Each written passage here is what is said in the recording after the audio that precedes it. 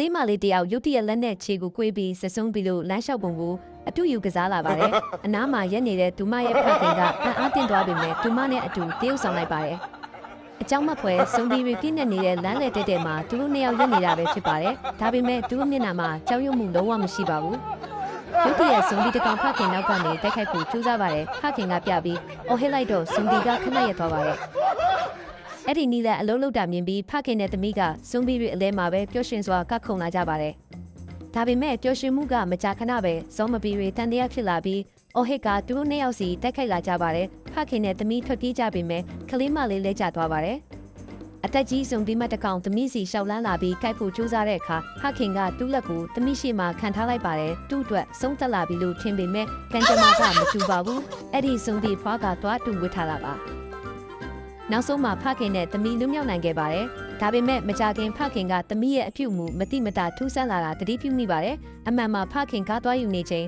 ဇွန်ဘီသေးလေးတစ်ကောင်သမီးကိုခိုက်ခဲ့ပါတယ်။မိနစ်အနည်းငယ်အတွင်းသမီးကဇော်မဘီအဖြစ်ပြောင်းလဲသွားပြီးကိုဖခင်ကိုတောင်တိုက်ခိုက်လာပါတယ်။ဖခင်ကမြွေးချက်စရာမရှိဘဲသူမကိုထိန်းချုပ်ပြီးရွာထဲယူသွားကအခန်းတစ်ခန်းထဲမှာပိတ်ထားလိုက်ပါတယ်။နောက်နေ့မှာသမီးပြောင်းနေတယ်ဆိုတာသိလိုက်ရပြီးဖခင်ကကိုယ်တော်ထဲမှာသမီးကိုတွေ့ပါတယ်။သူမတချင်းနဲ့ကတ်ခုန်နေပါတယ်။အရင်လိုပဲဖခင်ကသမီးအတွင်းမှာလူသားစိတ်ကြံရှိနေသေးတယ်လို့ယုံကြည်လာပါတယ်။သူမကိုကဲလူဖြစ်အောင်ပြောင်းမယ်လို့ဆုံးဖြတ်ပြီးပြည်တင်ပေးစကားပြောတင်ပေးလူကိုလေးစားတတ်ဖို့တင်ပေးပါတယ်။တဖြည်းဖြည်းနဲ့သမီးကလူတွေကိုမတိုက်ခိုက်တော့ပါဘူး။အဖွားကလည်းသူမကိုအလှဆင်ပေးပြီးပုံမှန်ကလေးလိုပြန်ဖြစ်အောင်ကြိုးစားပါတယ်။တရားအလုံးကောင်းမွန်နေတယ်လို့ထင်ပေမဲ့တနေ့မှာရှာပွေရေးအဖွဲ့တစ်ဖွဲ့ရောက်လာပြီးဇွန်ဘီကလေးကိုခေါ်သွားမယ်လို့ပြောပါတယ်